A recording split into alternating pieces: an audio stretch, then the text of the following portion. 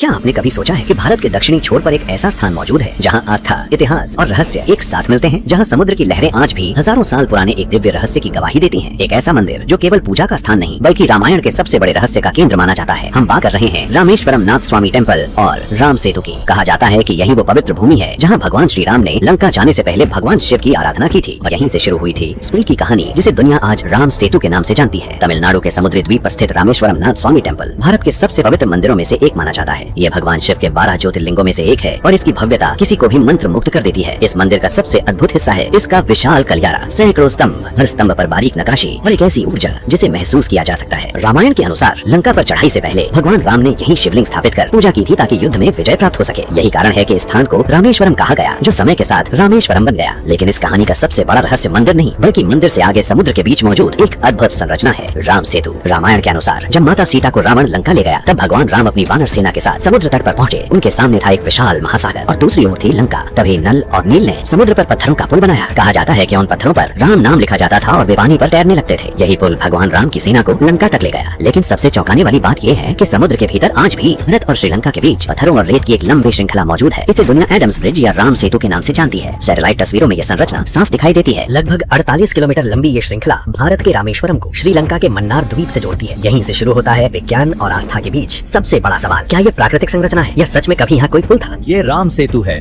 जो वैज्ञानिक प्रमाण और पौराणिक कथाओं को जोड़ता है।